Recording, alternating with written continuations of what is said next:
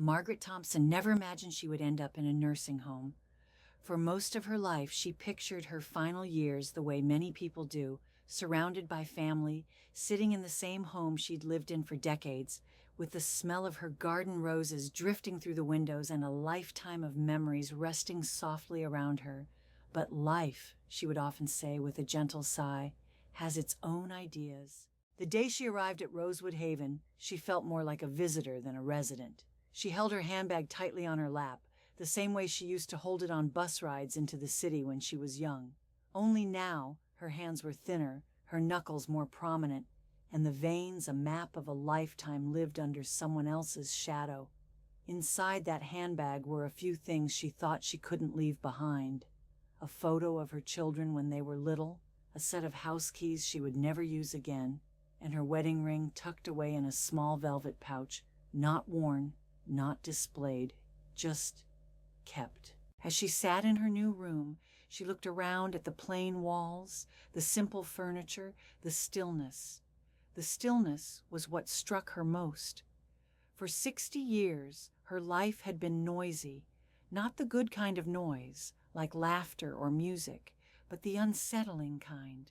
The kind that comes from arguments behind closed doors, whispered phone calls, and long silences at dinner that you try to fill with anything except the truth. For a long moment, she just sat on the bed and exhaled, as if letting out decades she had never released. The nurse who welcomed her was named Emily, a cheerful young woman with a ponytail and a voice that sounded like warm sunlight. "You're safe here," Emily said. It was meant to be reassuring, but the words pierced through Margaret in a way she didn't expect. Safe. She hadn't felt truly safe in years. She wasn't even sure she remembered what that felt like. She thanked Emily, though her voice was only a whisper. When the nurse left the room, closing the door gently behind her, Margaret stayed frozen in place. And then, slowly, almost cautiously, she leaned back on the bed and let her eyes close. For the first time in a long time, she let herself remember. She remembered meeting George, her husband, tall, confident, charming to the point of arrogance. When she was young, that arrogance had felt like charisma, like something to admire. It made her feel chosen, special. She didn't see the warning signs at first, or maybe she did, but she didn't want to. People used to tell her, "You two look perfect together," and she clung to those words harder than she clung to any truth. Back then, appearances mattered. What people thought mattered. And she, like so many women of her generation, was taught to hold a family together no matter what it cost her. But as Margaret lay in her nursing home bed with the quiet humming of the hallway outside, she felt no anger, not anymore. Just a soft kind of sadness, the kind that settles inside you quietly, like dust on an old shelf. After a few days at Rosewood Haven, she began to notice things, little things. The way the morning sun came in through her window, the way the nurses greeted each resident by name, the sound of laughter drifting from the community room, and the way the residents weren't simply passing time, they were still living in their own way. She also noticed a woman sitting alone at the dining hall each morning. Her name was Helen, and she carried herself like a queen. Lipstick perfectly applied, hair curled, a spark in her eye that suggested she knew things, important things, interesting things, possibly dangerous things. One morning, Helen invited herself to sit next to Margaret. "You look like someone with a story," she said without introduction. Margaret nearly choked on her tea at the boldness of it. But Helen had that kind of presence, the kind you couldn't brush off. Margaret gave a polite smile, the practiced kind she had used her entire marriage. "Don't we all?" she replied. Helen leaned closer, lowering her voice. "Yes, but yours looks heavy." For a moment, Margaret didn't know what to say. No one had ever looked at her and seen the weight she carried. She'd always been good at hiding it, too good. Something about Helen's eyes, sharp but compassionate, loosened the words inside her, words that had been locked up for decades. She didn't spill everything that day, not yet, but she allowed herself to speak a little, to mention marital difficulties and lonely years and things she couldn't change. Helen just nodded knowingly, sipping her tea. Ah, she said, what one of those husbands? One of those husbands. The phrase lodged itself into Margaret's heart like a tiny anchor, because that's exactly what George had been. One of those men who thought their wife's patience was bottomless, their loyalty guaranteed, their silence promised. For the next few weeks, Margaret settled slowly into a routine. Breakfast with Helen, afternoon quiet time by the window, evening television in the lounge where everyone pretended not to fall asleep halfway through the movie. She was still adjusting, still learning the rhythms of her new reality. But she found herself thinking less about the life she left behind and more about the strangely comforting life unfolding around her. Yet every night, when she closed her eyes, memories crept in. She remembered the first time she suspected something, George coming home late, smelling of a perfume she didn't wear. She remembered the evenings he claimed to be working late, though his tie was loosened in a way that didn't match overtime. She remembered finding a note in his jacket pocket with a phone number on it, written in handwriting too neat and too round to belong to a man. She confronted him only once, early in their marriage. He had laughed, not a nervous laugh or a guilty laugh, a dismissive laugh. "Don't be dramatic," he said. "You're imagining things." The thing about being dismissed is that after a while, you start dismissing yourself too. You quiet your instincts. You bury your doubts. You begin to believe that protecting the image of your marriage is more important than protecting yourself. George was never physically cruel, just emotionally absent, defensive, and selfish. In many ways, those wounds lasted longer. They were invisible, but they seeped into everything, into her confidence, her voice, her sense of worth. But she stayed, because that's what she'd been taught, because her children needed stability, because leaving felt impossible, because she hoped foolishly that one day he would realize how much she loved him. As she got older, the affairs slowed, but never truly stopped. He became more discreet, though with age discretion simply meant he became lazy with his lies. She found text messages on his phone one day. She didn't confront him. She sat with the knowledge quietly, like she had done her whole life.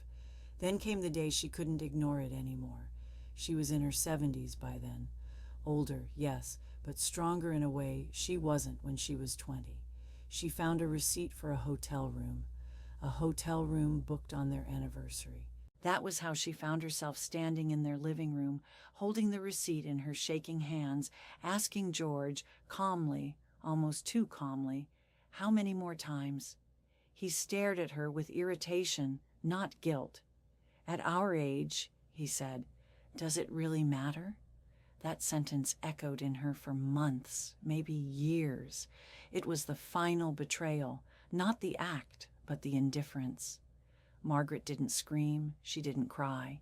She simply packed a small suitcase and walked out the door. The remarkable part wasn't that she left. It was that she finally believed she deserved peace. But leaving meant facing a new reality.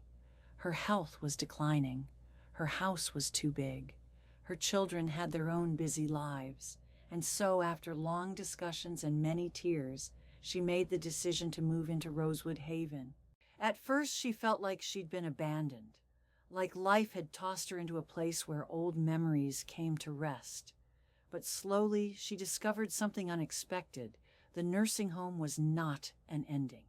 It was in many ways a beginning, because for the first time, she had space to think, to breathe, to feel. She didn't have to tiptoe around anyone. She didn't have to pretend. She didn't have to shrink herself. She began opening up to Helen more and more, telling her stories she had never voiced aloud, stories of their early marriage when she thought love was supposed to hurt a little, stories of missed anniversaries and secret phone calls, stories of gut feelings she ignored, stories of her own loneliness, a loneliness so deep that sometimes even the walls of their home felt cold. Helen listened without judgment. "Men like that," she said one afternoon, "they take and take and take until there's nothing left of you. But you, my dear, are still here, and that means you're stronger than you think. Margaret smiled softly, because hearing someone recognize her strength felt foreign, almost like receiving a compliment meant for someone else. In time, she started participating in the daily activities, at first cautiously, then eagerly. She joined art class, even though she'd never painted before. She discovered she loved making landscapes, soft greens, gentle blues, places she wished she had visited when she was younger. In exercise class, she moved slowly, but with determination. She began looking forward to meals, to conversations, to the simple joy of someone asking her how her day was going. One afternoon, months after she'd arrived, the receptionist called up to her room. "You've received a letter," the receptionist said. "A letter. Rare these days." When Margaret opened it, her breath caught. The handwriting was unmistakable. Familiar loops, familiar strokes. "George," the letter was short, plain, almost careless. "I'm sorry, I'm lonely. Please come home." No apology for the years, no acknowledgement of the pain. Just a request. One last attempt to pull her back into the world she had worked so hard to escape. She sat quietly for a long time, the letter resting in her lap. Her heart didn't race. Her eyes didn't tear. She simply felt tired. Tired in the way a person feels after closing a door that should have been closed decades ago. She folded the letter neatly and set it aside. Later, when Emily came in, she handed it to her and said in a calm, steady voice, "Throw that away, dear. Some things don't deserve to be held onto." After that day, something changed inside Margaret. She no longer felt like a woman running from her past. She felt like a woman walking toward her future, even if her future was quieter, simpler, slower than the one she once imagined. The other residents began noticing the change too. She smiled more. She joined conversations. She even joked occasionally, usually with Helen, who would clap dramatically and say, "Ah, a sense of humor emerges." Margaret didn't think she was funny, but she enjoyed the attention. She started helping welcome new residents, offering them the same reassurance she once needed. She sat beside the lonely ones during meals. She asked them their stories, just as Helen once asked hers. She became part of a community, something she hadn't truly felt in years. Sometimes, late at night, when the halls were quiet and her window showed only the dim glow of the garden lights, she would sit at the edge of her bed and reflect. She thought about all the years she gave to a man who never appreciated her. She thought about the version of herself that silenced her own needs. She thought about the young woman she once was, innocent, hopeful, eager to be loved. She wanted to reach back through time and hold that young woman's hands and tell her, "You will survive this. You will grow. You will find strength you never knew you had." But she also knew she wouldn't change the past. As painful as it had been, it shaped her. It gave her resilience, compassion, the ability to understand others deeply. She didn't hate George. That surprised her. She didn't love him anymore, but she didn't hate him. She simply felt free of him. One evening, as she and Helen sat by the window drinking tea, their unofficial nightly ritual, Margaret found herself speaking without thinking. "You know," she said softly, "I used to think my life was over when I left. That coming here meant I'd failed."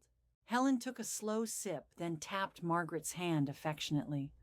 "Oh, darling," she said, "this place didn't take your life away. It gave it back to you." Margaret looked out at the garden, the soft lights glowing against the night. For the first time, she believed those words.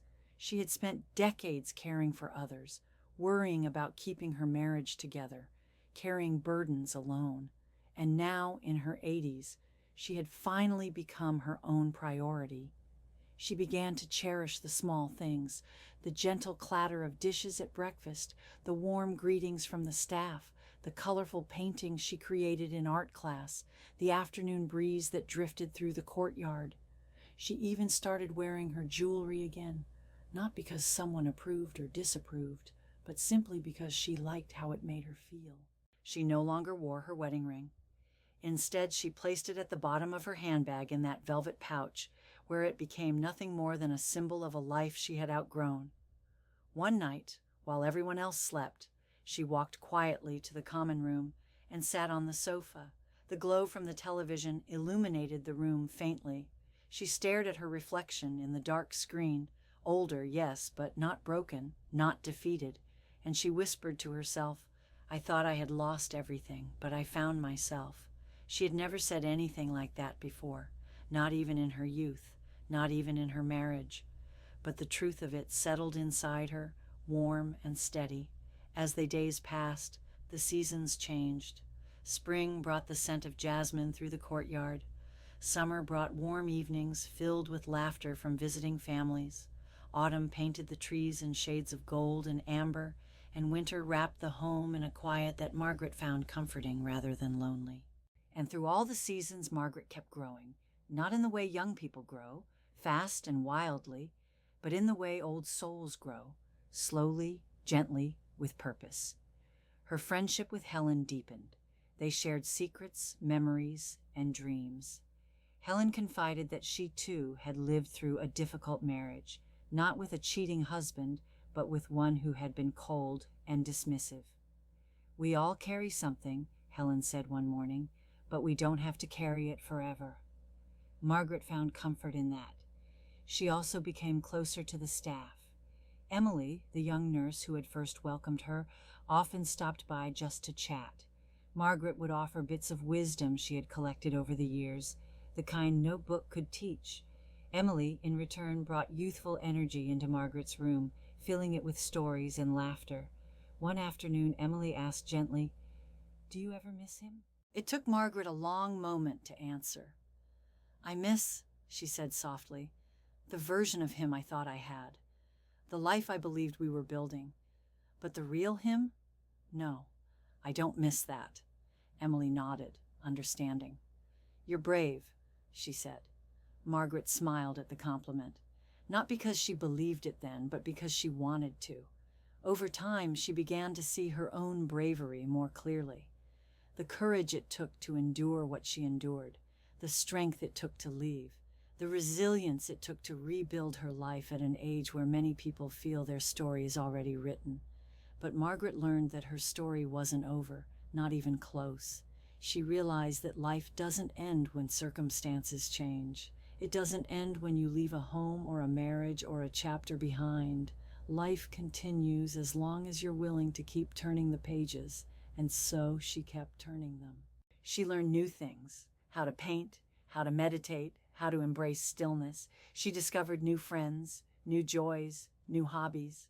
She laughed more in Rosewood Haven than she had in the last 30 years of her marriage. Sometimes other residents would confide in her about their own troubles, and Margaret would tell them, "You're stronger than you think.